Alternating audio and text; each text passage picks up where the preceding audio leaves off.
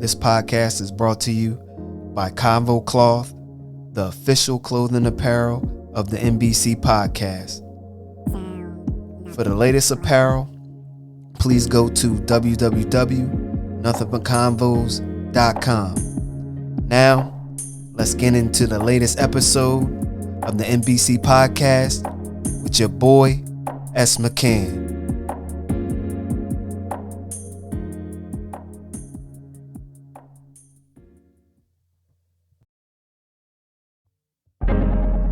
What's good, people?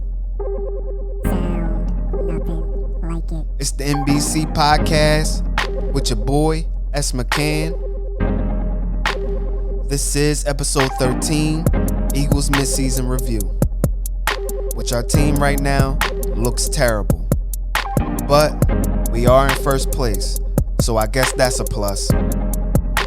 My guests for this episode are Pat C. and Nick R. And in this episode, we break down the first half of the season, pros and cons, mostly cons. So, sit back, let's get it. G.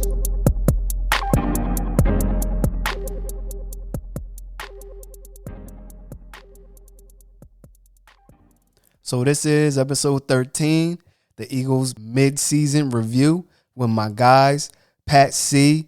and Nick R. What's good, boys? Not too much, man. Enjoyed that bye week. A lot more than I thought I would. Yeah. Yeah, a little peaceful break for us, I think. Yeah, not seeing the slop on the field, man. It was very peaceful. So our record right now is 3-4-1. We're looking real trash right now. My grade for the Eagles, midseason grade, is a D-. I think that, yes, we will win the NFC East, but what is that saying? Because all the teams in the NFC East is trash right now. But for you guys, what is your midseason grades for the team? Nick? I really want to give them an F, but because they're in first, I'm going to jump with you at D-. Okay. How about you, Pat? It's incomplete for me. I don't think that enough people that they anticipated being in their starting lineup have played so far through the first half of the season. Yeah. And so to assess them without, you look at their offensive line, it's been rotating constantly. They lost a lot of their positional players. So, yeah, can you look at them and really put a bad grade on them with Carson Wentz basically stressed out in the fact that their linebacking crew, aside from TJ Edwards' most recent performance, was non-existent? It would be easy to do so. But I'm really interested to see when they start getting more and more pieces back to kind of finally get a feel for what this team really is. So the key injuries this year, I'm going to go down the list. Andre Dillard, offensive tackle. He's on IR, a biceps injury. Brandon Brooks, offensive guard. He's on the PUP list, Achilles. Zach Ertz, tight end. He's on IR. He's due back week 11 with an ankle injury. D. Jax, wide receiver. He's on IR. He's due back week 15 with the ankle. Isaac Salmonello, offensive guard. He's on IR. Week 10, he's due back with a knee. So he's due back this week. So Epps, he's our free safety or strong safety, whatever you want to call it. He's a backup, basically, but he does play. He has COVID. So he had COVID November 5th. Nate Gary, the one and only Nate Gary, which is a bum in my book. He's a linebacker. He's on IR until week 12 with the ankle. Lane Johnson, he's been in and out the lineup with a leg injury, basically. His knee, ankle, his whole leg. Jason Peters, offensive tackle. He was out with a toe. He just came back last week when we played week 8. Dallas Goedert, tight end. He was back week 8. He was out with an ankle. This key injury really hurt the running game, and that was Miles Sanders. He will be back in week 10, and he was out with a knee. Alshon Jeffrey is coming back to practice this week, which is the bye week, with a calf. So, guys, what was the most key injury that we did have for our team that we couldn't lose? I mean, that's tough to say just one. I don't say for a key injury, just having that much damage done to your offensive line, I think, is really, really hurt the team. Yeah, that offensive line took a hit, and you're just piecing it together every week. What about you, Pat? I mean, it shouldn't surprise anyone given his injury history throughout his career, but I honestly think that Deshaun Jackson kind of really threw that offense for a loop. I mean, Miles Sanders has been in and out a couple times, but like he's at least played a little bit. We're going on 2 years now since we got Deshaun Jackson back, and we had that one Washington Redskins game in week 1 of last season. And subsequently, he hasn't given us anything. And it's not his fault. Injuries happen, but it's just him not being on the field and having his availability to stretch the field and kind of open up the rest of the layers of this offense. You can argue that a lot of those other layers also haven't been there. But I think you were relying on him to provide you that deep threat these last 2 years, and the entire offense was going to flow through that. It's really kind of hampered a lot of what they do. But, I mean, all your other points are well-founded. I mean, it's hard to point to such an extensive list as being this is the reason that they've been struggling because it's so ridiculous, honestly. It's the point. Do they need to burn some like sage in that like clubhouse to like kind of get some of the exercise, some of the demons out of there? They change doctors, they change trainers, they change front office. It's just don't matter. What are you going to do at a certain point? I know. And to piggyback on what you said about Deshaun Jackson, our offense looks totally different when he's on the field due to the respect factor of him being, a wide receiver that can catch. Yeah, he has speed, but he's still a wide receiver that can catch, where you have to respect him off of that. Like, oh, if he catch it, he can burn one. So most receivers in the league, not most, but some receivers in the league, they have that top end speed, but they have stone hands. But he can catch, so he has, when he's in the lineup, man, like the offense runs better. It just looks it looks so different to me. What do you guys think about Deshaun Jackson to the offense? Does it look different to you? I mean, it definitely is, because just anybody if you add a defense on any team, I think it's going to change your offense just because now your defense has to respect that. But I guess this was injury I didn't think of, but Rager being hurt, I guess, because they always said, he's going to be kind of like a Deshaun Jackson. He can run those routes, and then you lose Deshaun and him. Mm-hmm. I think that really hurt us. But yeah, you definitely need Jackson's speed to just have the defense respect it, and we don't have it. To build off of Sam's point, you were talking about top-end speed, Nick. Like, it's not just having that top-end speed. I mean, John Hightower gets open every single game, and Carson Wentz a lot of times is throwing dimes, and you have to catch it. It's to the point where you need to have soft hands, and unfortunately, Hightower, whether it's a combination of he doesn't have the best hands or he's a rookie or he's overthinking things, he's dropped some really, really beautifully thrown balls, and Deshaun Jackson in that position, I don't think drops those balls. Yeah, I don't think he would drop those balls either.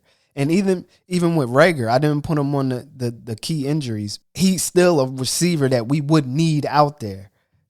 He has speed. I don't know about his top end speed that much, but his intermediate speed, man, like we needed that. We needed something out there. Just because, okay, yeah, we can depend on Hightower, but like you said, he has stone hands. Like he's getting there, but he can't catch the ball or will it in. So yeah, that hurts too. Hands. He can't even track the ball. Yeah, he can't track the ball. Drop it. Yeah, it's terrible. Is this the time that we circle back to our previous podcast where we talked about how not drafting Justin Jefferson didn't look great at that moment and now looks ridiculously awful right now? Oh my gosh. It looks crazy, man. Jefferson, you can go like the next 3 receivers, I believe, maybe 4. But yeah. Justin Jefferson looking amazing. You try not to think too much because Rager's been hurt, but still, it's like you see this guy's doing. And Rager, in the few games he's played, hasn't looked as good as Jefferson so far. Nah, he hasn't looked good. But we still got, it's halfway. We got, more games to go. So the Carson Wentz that we see now is not the Carson Wentz that we thought we would have in a quarterback. So his turnover problems, his decision making, and not throwing away the ball when he needs to. He's looking like, I don't know. I can't even explain what he's looking like right now because the guy has all the talent in the world, but I guess he has some type of turnover demons where he's just making bad decisions. What are your guys' take on Carson Wentz and his bad decision making? I'm really worried about Wentz because it seems like it's just all mental, and we've just seen like throughout sports, just sometimes when players get that in their head, they don't come back from it, or definitely not the same. I mean, Wentz, as far as I can remember, this is really his only bad year he's had for us. I mean, he's had the injuries, but he's looked, I mean, just stupid sometimes with stuff he's doing. Yeah. He holds it. He's rolling out. No one's there, and he just holds it. Then the one time I remember it was 2 weeks ago, he finally threw it away, but he's inside the pocket, so he gets a penalty. Yeah. I mean, he's and you've still seen some glimpses like Pat talk. He's been throwing sometimes. Then sometimes he's throwing past it, and it's like, where? It's really, really worrisome for me with him. I was listening to, I don't know if I was listening to WIP, but Brian Baldinger was on. He was talking about how Carson Wentz lacks the confidence that you need to be an NFL quarterback, aside from throwing the football to Travis Fulgham. And I was thinking back to the last 4 weeks of the previous season, where basically he threw this team on his shoulder, carried them, and did everything that he possibly could in his power to bring that team of backups and practice squad guys to the playoffs. And I almost feel like we're being punished because he thinks that he needs to do that so much. He doesn't realize that he's capable of playing within himself, facilitating the ball and getting it around to whatever weapons he has in the field. And it doesn't always take a heroic Herculean effort to win a football game. Just get the ball out, take your reads, and play within yourself. And it's almost, like I said, I think he took the end of 2019 and thinks that he needs to do that every single week, and that's just not the case. Yeah, it's not the case. It's just like, man, just like you said, go through your reads. If it's not there, throw the ball away. Or if it's not there, run to get 2 or 3 yards. It's just crazy because some of those plays, he has a running back right there. The running back is right there that you can just throw the ball to. He's still looking down the field. Yo, these receivers are not getting open. There's only one receiver that we have that's getting open right now, and that's Travis Fulgham. Everybody else is not getting open. So if you have someone that's releasing out, as in a running back, hit that running back. Get those 3 yards. Get those 4 yards. Chip away. He's always looking for the big play. And I think the big play is not there because we don't have those skilled players to hit that big play. And I think, like Pat said, he's playing off of last year, trying to be the hero. Stop playing that hero ball and just let's get a win. He's looking to play hero ball. No, play smart and let's these yards and let's get a win and let's get out of there healthy. I was watching a breakdown of the Dallas game, and they were showing the play that he had the sack fumble on 4th down, and they went through his progressions, and he had Jalen Reagor, I believe, wide open in the middle of the field with plenty of time to step up and throw that football for the 1st down. And instead, he looked at him, held it, and hesitated, and that allowed Dallas on their stunt to get through the offensive line. It was a simple read. Yeah. You see the guy open, step up, throw the football, advance the sticks. But instead, through I don't know what reasoning, he holds the ball and he gets sacked. It was textbook football. Just get rid of the ball, get the 1st down, and advance the cause. And he just didn't follow through. It's bizarre to watch him. Yeah, and it's like he's doing it like his arm is not strong enough. Like he's holding on to the ball like he's scared to throw it in those tight windows, or even not even a tight window. He's scared to throw it. He's hesitating like his arm is candy or something. Your arm is not, you don't have a candy arm. You can fit that ball in there if you wanted to. It's mind-boggling to me. Yeah, Pat, I saw that same breakdown, and it was, like you said, textbook. The linebacker where he blitzed from, I thought it was Ward, but it might have been Reagor, sat right in that spot, and it's like, just throw that. And then I think it was 2 weeks ago, I watched a breakdown of the interception where it looked like it was a slant to Ertz, and it didn't look like pass interference, but then I don't remember who broke it down. Ertz was basically setting a pick because the play's supposed to go to Sanders, and then when you see it, Sanders is wide open. He's got room to run, and it's like, what are you looking at? Like, everyone else can, like, you see the replay, you see what you're supposed to do. be able to play. Why is he missing? I think you're right. I think it was Ward. Actually, now that I'm thinking about it. The whole crux of that review was how bad both these teams were. Because if I remember correctly, Dallas basically put two men on one person flashing out to the right hand side and completely ignored the middle of the field, which was like a catastrophic mistake if you have a competent offense that would take advantage of those sort of things. But yeah, I think you're right. It was Ward. So Doug Peterson, the offense, the play calling, and not running enough. I don't even think that we could run based off the offensive line, but once you start running or commit to the run, you have your offensive line, comfortable and playing smash mouth football. So to me, I can't really gauge Doug Peterson based on he don't have, his weapons or whatever, but some of those play calls, man, was really crazy to me. What do you think, guys? Doug he's in a real tough position with the injury. If you can go back to last year, we've seen plays kind of just like the two plays we just talked about where, he's going out to play. Yeah. And if it actually would work. I don't know why he's going so far away from the run. I get it with that line. It's tough. But he's not afraid to run. You go back to when we won a Super Bowl, he ran a ton. But I'm not really going to attack Doug too much. My only thing on Doug, you might need some new 2-point conversion plays. Yeah, man. Because I don't know what he's doing with some of them, and then he's running the same ones out, and you don't have any other plays. But otherwise, I'm not hating on Doug. He doesn't have a lot to work with, like I said, and he does sometimes will call plays, and they're there, and our players just miss it. And as long as he calls bad plays too, but I feel like that's going to be every coach. His play calling lacks creativity, it seems like that. For the man who made his bones on the Philly special and that dynamic offense in 2017, and maybe you could chalk this up to a lack of personnel that he's familiar with and kind of flying by with whoever's filling the positions week to week. But it's just a lot of it's predictable, even in the ones where he tries to spruce it up with Jalen Hurts and the direct snaps with Carson Wentz. There's no creativity. It's a read option play almost every single time. Yeah.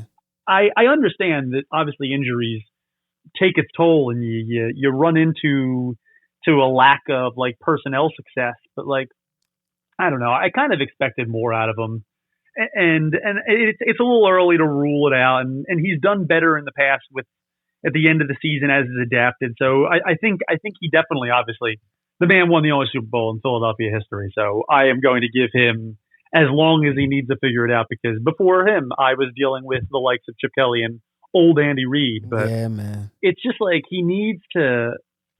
He needs to get back to his roots of having fun and being creative and mixing things up. Yeah, and I don't think he's getting back to having fun. Just go out there and just hang loose. Let it all out, man. And I understand maybe some of those plays, he called the right play and Carson just fumbled or threw a pick. We don't know what's going on, his play calling, because the turnover issue, or not throwing it away, or not going to the next down. So that could have hurt, the offense as well, which it did hurt the offense. Can I cut in? I was talking about old Doug Peterson. Remember, we talk about the Philly special, which was a bonkers call to make in the situation that he made.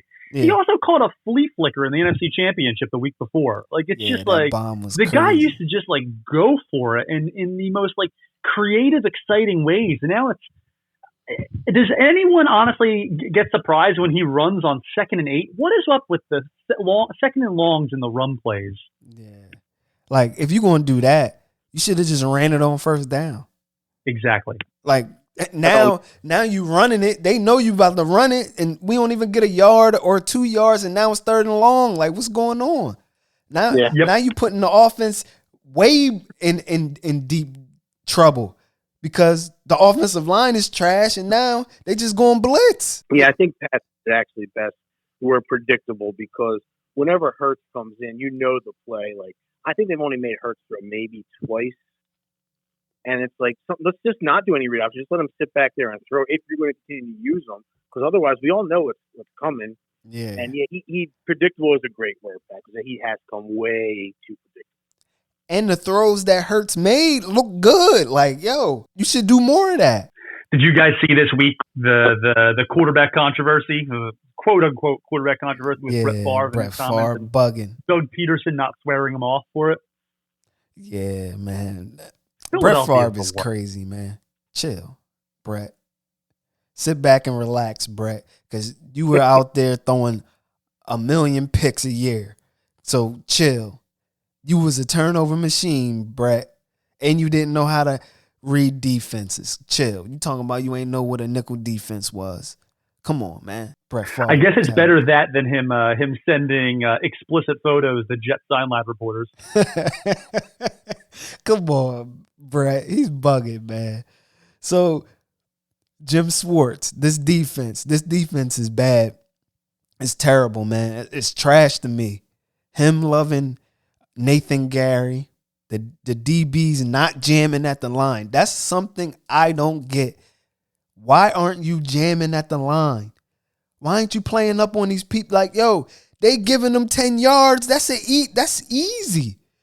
If it's a good quarterback, if we facing a good quarterback, we are going to get ate up, man. That's easy. You guys seen what Ben Roethlisberger did to us. Ate us up. Easy. It was too easy for him.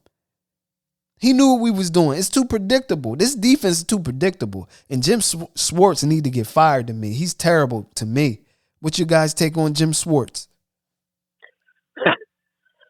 I'm sure I said it on the first podcast. I can't remember exactly. I have never liked Schwartz. I never will. I think he's horrible. He doesn't like to blitz. And this year, I think it's actually been the most he's blitzed that I remember. And it actually looks like it works most of the time. And it's still like, well, then continue to do it. Like you said, Sam, Gary, I've never seen a worse linebacker. Worst linebacker in the league. Not that I can remember, I've ever seen one worse than him. Yet he always plays. I mean, it was a godsend him going to IR. I know. They love him, and and some people like this guy, but I'm not a Jalen Mills fan. And there's another guy Schwartz seems to love. Look, Mills, I'll give him credit. The man can tackle, and he will do it, but he doesn't make plays on a ball for a position corner and now safety where he just doesn't for me. I'm sorry, I can't stand him either. And Schwartz loves him. I just don't get Schwartz. And then you get, help me out, guys, the rookie middle linebacker. Or not, I don't know if he's a middle linebacker. Who looked decent in his few plays. They don't like to bring him in. You bring in Singleton. You bring in Edwards. Actually had a really good game like Pat said earlier. The guy from Temple you talking about? Yeah. Or is it Sean? Sean Bradley? Bradley, yeah. I want to see him. We don't see him. There's a third round pick who actually I rewatched when he was drafted. People's take on him, and it actually was not good. I don't remember his name either, but that's to go with Howie, which we'll probably talk about a little later. But You don't see him. I just don't get what he does with linebackers. You got to give big credit to Brandon Graham, who I actually have been hard on sometimes. He's having an amazing year. Yeah, he is. Graham really shown up. Fletcher Cox has looked better than last year to me.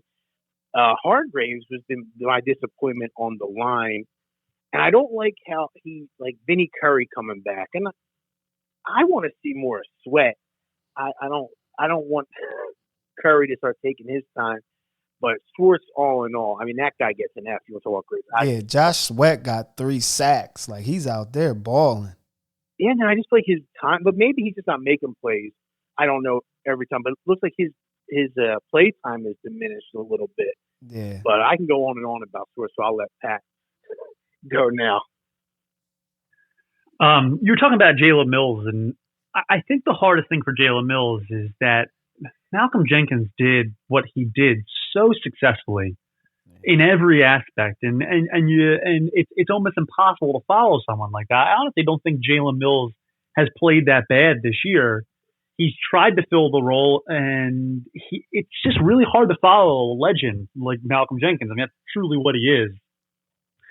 The thing that bothers me the most about Jim Schwartz is he controlling his personnel or is he not controlling his personnel? Because the media presents the idea that Jim Schwartz has basically carte blanche over what defensive personnel are retained, who gets brought in, and who gets let go. And if that's the case, his ignoring linebackers is the most ridiculous thing ever. Yeah. I don't understand how you can completely ignore a positional group and pretend like that everything is going to work out well. In the past, he hasn't put a lot of money into it, but like think about the most successful years they've had. They've at least had one good linebacker. Yeah. And you can say that Nigel Bradham, as time has gone on, has gotten worse and worse, but he was at least functional. In their Super Bowl year, they started off the year with Michael Kendricks, Nigel Bradham, and Jordan Hicks. Hicks got hurt, Yep. and they rolled with Kendricks and Bradham to the end, and that was obviously incredibly successful, and they made the personnel decision to let Jordan Hicks go, and given his play in Arizona, that's a mistake. But to completely ignore it and think that Nate Gerry is going to be the answer there based on no evidence because he had struggled his entire career was just ridiculous. Yeah. And so my last point to that, and Sam had brought it up at the beginning, the fact that they don't play press coverage and they lay off the wide receivers, and I don't know if that's giving Avonte Maddox a better shot because he's one of the littler outside cornerbacks. Your best part of this defense is your defensive line. Yep. Brandon Graham, Fletcher Cox, Malik Jackson, Javon Hargrave, Derek Barnett, they can get to the quarterback. Josh Sweat. And when you give them those boys. guys that gap and allow them to operate in that much space, it allows the quarterback to get the ball out before that defensive line can get pressure on the quarterback. And so when you run that sort of relaxed secondary, you're not allowing the teeth of your defense to get their hands on the quarterback, and it basically ruins the entire operation. Yeah, it's so terrible. And this corner group only has 3 picks this year. 3 picks. Mills has 1, Ronnie McLeod has 1, and 2. They only have 2. The other pick was from Alex Singleton, the linebacker. So this DB group only has 2 picks this whole year. That's terrible. Terrible. And your main guy, Darius Slay, has 0 picks. None. Now, that might be because he's the best corner and they're not going his way. But damn, 2 picks this whole season in the secondary, that's crazy. And Roby Coleman, he's getting cooked out there. He shouldn't be out there, man. He can't cover nobody. He's getting straight cooked every week. They're going after him. He's getting cooked. So I don't even know what might happen or how we going to do things. And Jalen Mills, he had to go back to corner because, most of the corners was getting hurt in game. So now you got Jalen Mills that was practicing as a safety. Now he got to go back to corner. He's getting cooked a little bit out there. Like, come on, man. Like, linebacker and cornerback on this team, they shied away from it in the draft. They shied away from it in free agency. They try to band-aid it with Darius Slay. But damn. They shied away from corner in free agency. They went out and got Slay and Roby Coleman. And from what I heard about Roby Coleman coming this, he was supposed to be one of the best. But Slay was a trade. That's not free agency. Well, I mean, that's still the off-season going into. And yeah. Slay's actually played pretty well, other than, like you said, he's not getting the picks. And it could be because they're shying away from him. Slay's a stud. He's playing really well. He's playing well. I mean, if you look at the yards and stuff, he's one of, I think, the top 5 in yards given up. The Roby Coleman one is, I didn't really. He's a disappointment. Yeah. But what I heard coming in, I was real excited about this guy, and he has not looked good at all. I mean, I know they had to shift in the outside, which really is not as good at, but still, I mean, this guy has looked really bad. But even I used to love LeBlanc, and he's even looked like he's not progressing. He's getting worse, and I don't know. It is, and then you just go back to what we released in Sidney Jones and Douglas, and you're like, ooh, do we mess up yet again? And you know who looked good? I think Rasul Douglas ended up on the Dolphins, didn't he? Or Jacksonville. One of them. No. It was Carolina. Because I think I saw a highlight of him getting cooked on Sunday. It was Carolina. Oh, that's Rasul Douglas. There he is. I think it's Carolina. Yeah, he's Carolina, and Jones, I think, is Jackson. Yeah, he was Carolina. I'm sorry, and it was him getting cooked while on Carolina, and I remarked, That feels familiar. Just bring a smile to your face. Yeah. But the one guy did all right to me in the game. Michael Jacquet. Y'all seen him out there. He's like number 40 something, 38. I don't know. He looks pretty good. I got to give him credit. Yeah, he looked all right out there from the time that, they just throw him out there. But he looked at okay to me. My big worry with him was I also thought the same thing about, like I said, for LeBlanc and Maddox. And Maddox does not look that good either this year. I remember thinking, they don't look that bad. Maybe our expectations are so low. That's why some of these guys look okay. Yeah. So this Jake Elliott struggling. Oh, man, it's terrible. Like, if you missing field goals at home, man, you should get the axe. You can't miss field goals at home, man. Like, I don't know what's going on. Like, Jake Elliott was all right. He was solid. But now, he's struggling so bad. Doug is like, oh, that's my guy. I'm going to still, stay with him. But at the same time, you can't, if he missing field goals, that might be a field goal to win the game. And if he missing that, at least bring somebody in to look at him. I know you want to be, have faith in the people that you bring in and keep the guys that, you signed and everything. But, man, he looked terrible. What you guys take on that? He's looked bad this year. Remind me, how many years is this now for Elliott in the league?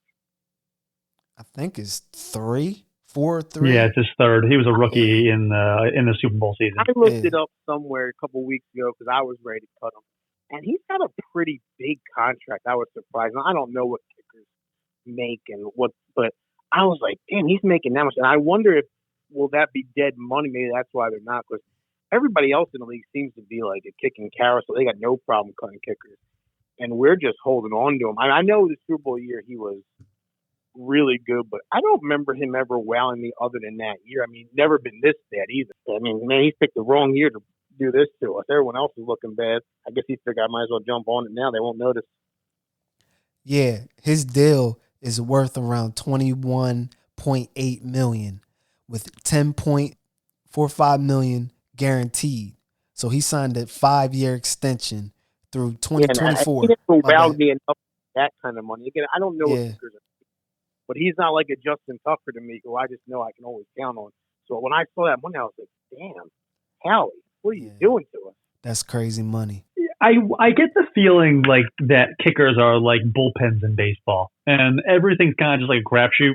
And like to commit to them long term, unless they're like an anomaly, like a Justin stud Tucker. closer or something like that, doesn't really make any sense. And it seems like we've committed to this guy, and he's taken the predictable downturn that a lot of kickers do. So I don't know. It's just it kind of obviously in hindsight it looks stupid, but I don't know. It is what it is, right? We're stuck with him, and I don't know how much dead cap he is. I'm looking it up right now, and we have a lot of dead money if we cut him this year, but it progressively gets worse. And it's going to get worse, man, because he don't even look confident. And then his leg don't even look good. It's $5.3 million if we cut him next year in dead money. Oh, he's out of there. Yep. Yeah, he's going. So this front office, Howie Rosen, not doing nothing at the trade deadline. To me, I'm thinking that he's thinking about next year's cap, and he wants 2020 remaining salary to carry over. His drafting hurting us now. His positions that he missed on, linebacker, corner, receiver, I can go on. Like the players that we can name at the receiver that he missed from, we can say 2015, 5 years. He had to miss like 12 receivers, at least. He missed like 12 receivers, and I'm just probably giving him a fair shake right now. But since 2015, he probably missed like 12 receivers, man. And it's crazy. Like, you see all these guys, you're like, yo, this is crazy. Like, why? Why no one in our front office can hit on a wide receiver? In the draft, that is. Like, it's mind-boggling. What do you guys think about this Howie Roseman? Is he done? Like, does he need to fall back and bring someone in with a better football mind? Like, this can't keep on happening. Nick, before you start, should I go get my fire extinguisher? That might not be a bad idea. I mean, you said, I don't, was he ever good is my thing. I know everyone will always go back to the Super Bowl and this and that, but I mean, he got lucky more than him doing anything, I think. And I know I'm being real negative. Like Sam just said, how many series he missed? What receiver has he hit on yet? Yeah. I mean, None. None, exactly. What corner has he hit on yet? I mean, Slay, yes, the trade, but draft wise, Yeah, none. draft wise. Yeah. I'm trying to think. Other than I'll give him. Actually, I don't think he drafted Lane Johnson. That might have been Chip Kelly. Yeah, Chip. That's Chip first year drafted Lane Johnson. I'm trying to think who he really drafted. That Miles Sanders looks good. I'm trying to be positive here before I really. But was that really him? Because that was collaborative. Like, you knew, like, yo, they loved Miles Sanders. The whole room loved Miles Sanders. Deuce loved him.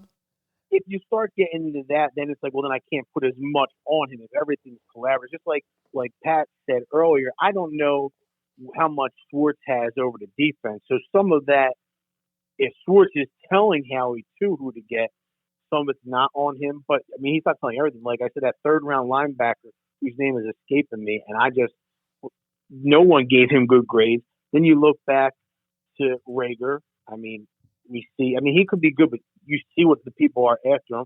I'm always going to talk about the Jalen Hurts pick. I don't care if Jalen Hurts ends up having a really good career. That's a second round pick that we need this year. That's getting on the field for what, 5, 6 plays? Not even. It's like 3 plays. You drafted a position that it just. And they can't go and say, well, look, we knew Wentz was going to struggle. Don't give me that. Yeah. Like, first of all, you knew he was going to struggle. Why do you still have like that? And then I don't even get why. Sometimes I think they should bench Wentz, not long term. But like I said, the one game play, the last game, he did that. You guys just bench him, put him down, and you wait.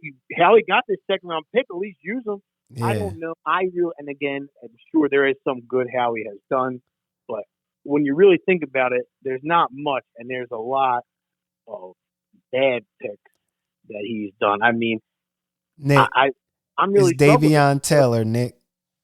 That's it, Taylor.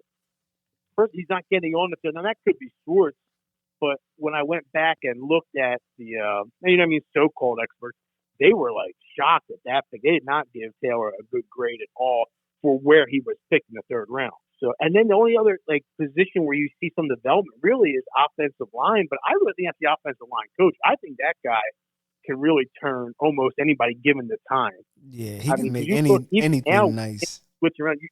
The offensive line has been great this year. That one's a stud. How many injuries we've had? The offensive line could be a lot worse. But yeah, Howie, I don't know. I'm hoping Pat is more clear thinker, and I'm hoping he can tell me some good that Howie has done that I just can't remember. I'll tell you, man, he's getting more and more indefensible, and I certainly try my hardest. You obviously have to take into account the amount of injuries that have had with his team, so you haven't been able to see what they're capable of doing. But then you could argue that injuries are just a part of football, and some teams get it worse than others, and we are certainly on a roll of roll of seasons where we've gotten it the worst. But his drafting is it's really, really hard to defend. And in the past, it had been a collaboration between him and Joe Douglas, and now this year was his first run on the own, and we don't know how much Doug has to say or how much Jim has to say, but he ignored positional groups. He just ignored the linebackers. Like, it wasn't important to field a cohesive, effective group of linebackers. And I don't understand it. To your point, when is the last time that we drafted an effective cornerback? Are we going to count Jalen Mills? No. So it was the seventh round. It was a 7th round pick, and we messed up on the second and the third one. I really am having a hard time, and I used to think that his success laid in his ability to wheel and deal and pick up people through trades and recognize market inefficiencies of picking up players that people have kind of forgotten about.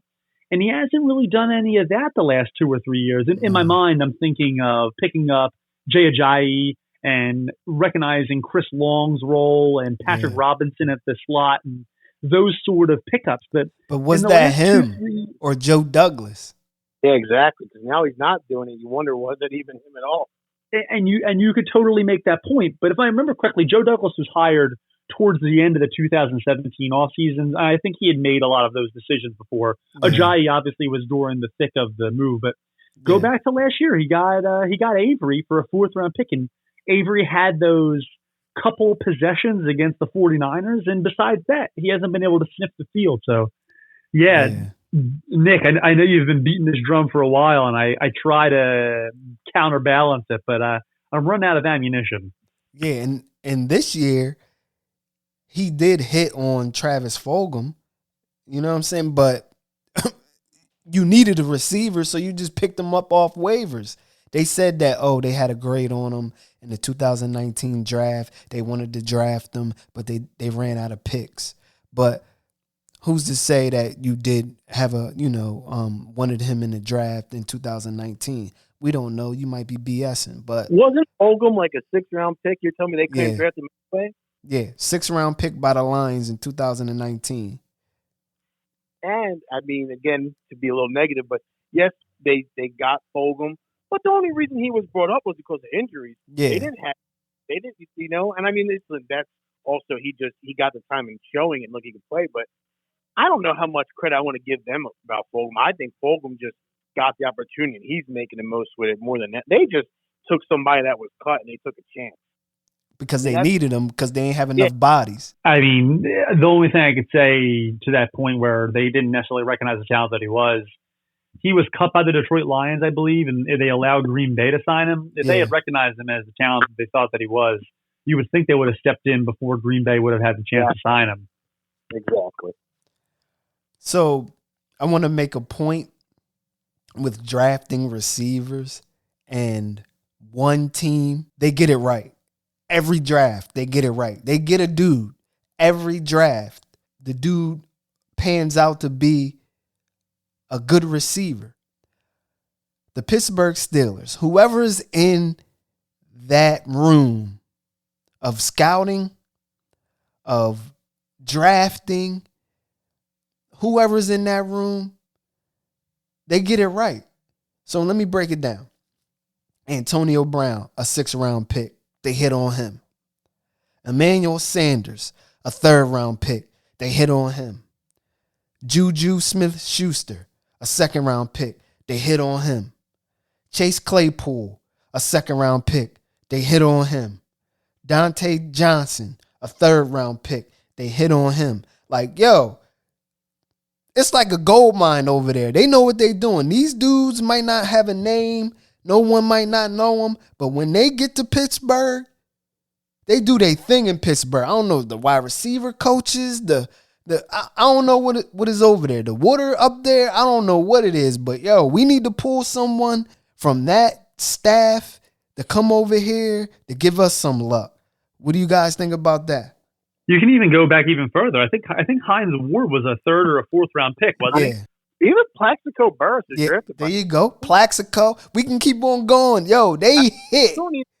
For Pittsburgh, they not even just receivers. What was the last time Pittsburgh won? Do you know top of your head? 2011. They beat the Cardinals. Okay. It's been a little, because there have been not like they had Le'Veon Bell. That I don't know what that did, but then James Conner just comes right in. They're constantly turning out linebackers over there. Yeah.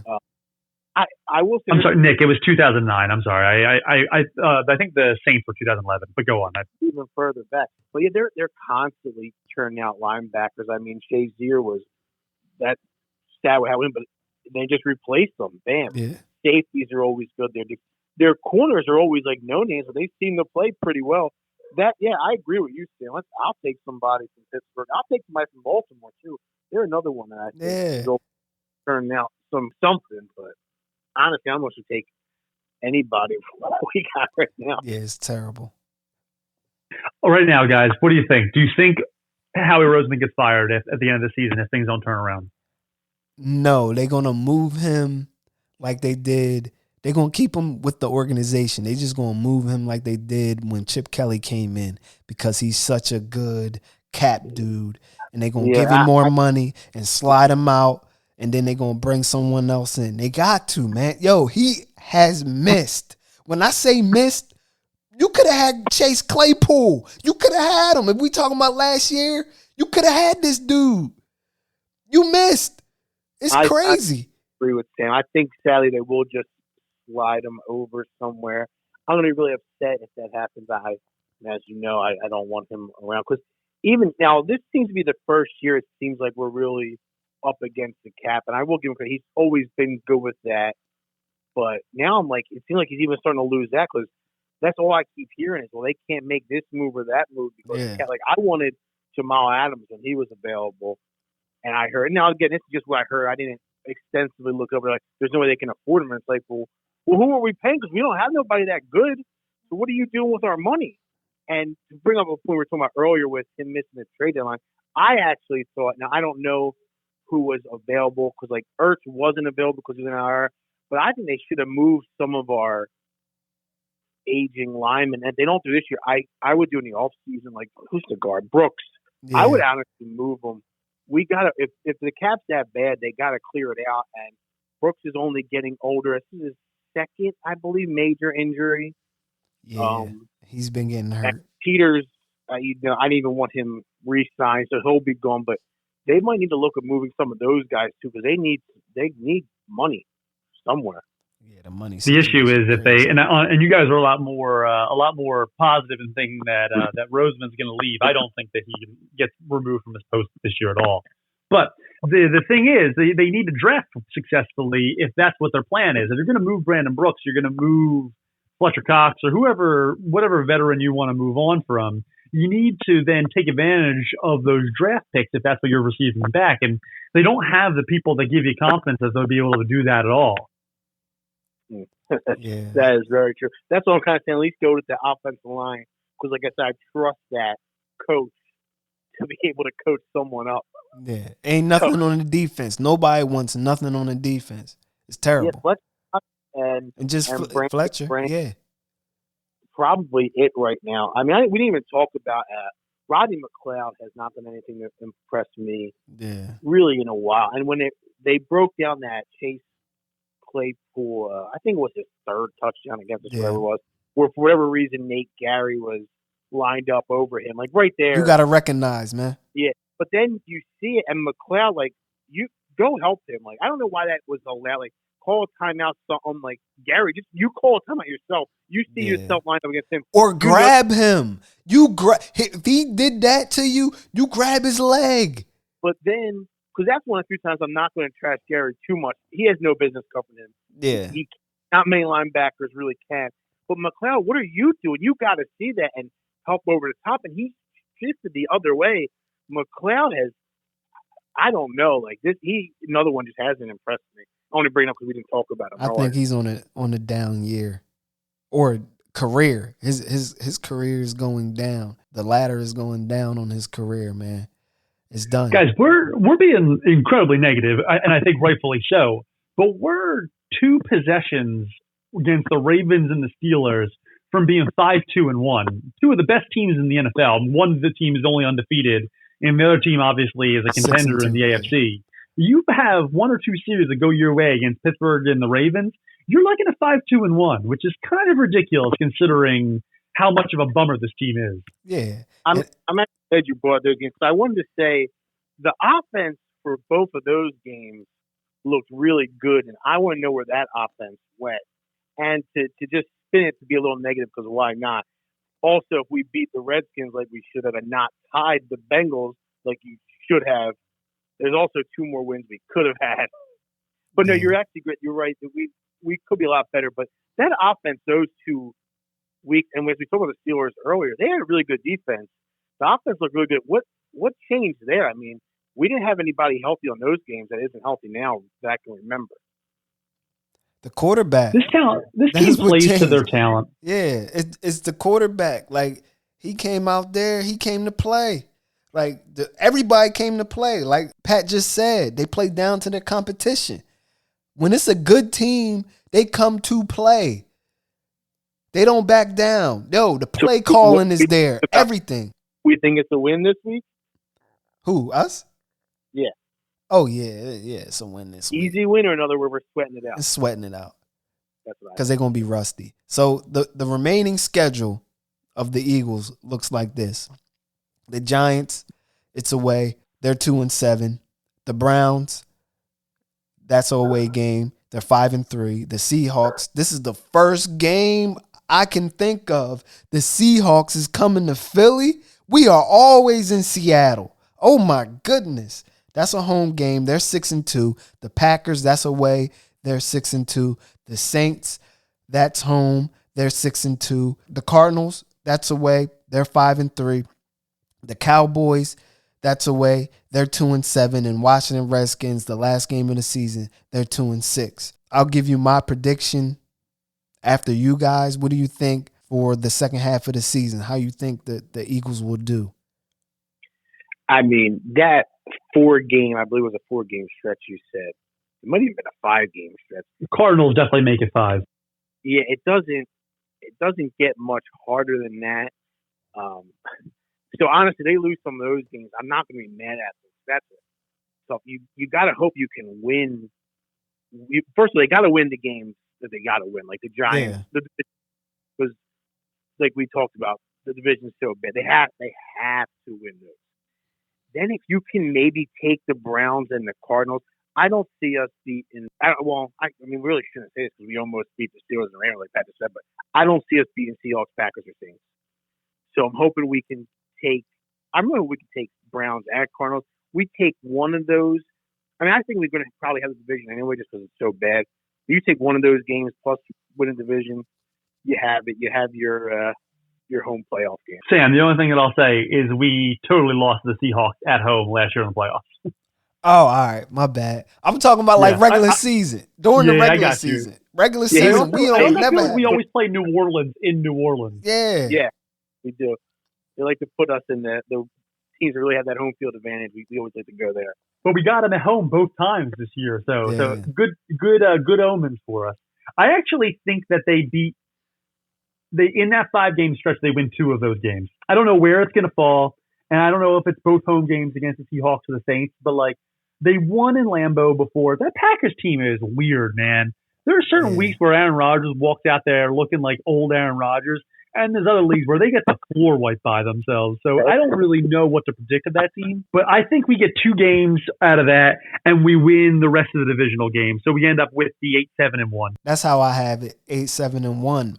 But these teams they look bad, just like the Seahawks last week. The Bills beat the Seahawks last week. The Packers didn't look so good the week before. The Cardinals haven't looked good either. And the Browns, they trashed to me. That 5-3 is a little weak to me, but the quarterback is trash. But to me, I think that 8-7-1, that's realistic to me because I think we will get some of those games, but I don't know, man. As long as Carson is out there and he's not turning over the ball, that right there will give us the best chance to win. Those turnovers against those teams, oh, yeah, we're going to get blown out. Yeah, you can't do 4 turnovers against them. It's not a Danucci quarterbacking for those teams. The quarterbacks that we got to face, Seahawks, Packers, Saints, and Cardinals, oh, my goodness. I ain't worrying about the Browns. I think that quarterback is trash. But those 4 quarterbacks, they're going to eat us up, man. More importantly, for my life expectancy, do you think any of these wins that we get for the rest half of the season are not stressful? 1. I give us 1. I don't even know which one, but one of them is going to be. Because we won by a comfortable margin against the Cowboys, but somehow I still felt like we had sucked my soul out at least 20%. Yeah, my soul was done, man. It was. I was worried that whole game. I think we're going to get 1 just because we have to, right? I mean, it just has to happen. Inevitably.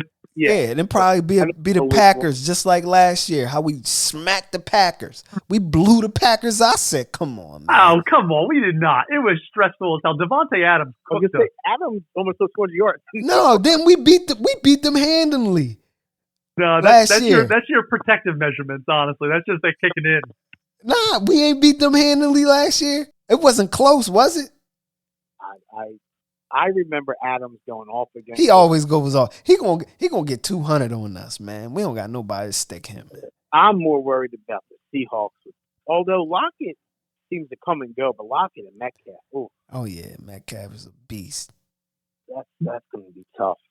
We won 34-27 against the Packers, and they had a last drive to beat us, so it was not stress-free. Okay. So we won by 7? All right. Yeah. It was stress. All right. You got no, that. no, Sam. That's just your body protecting itself from the grief in the past. He blocked a few touchdowns out in that game. Exactly. Yeah. Devontae Adams is cooking us. Oh my God.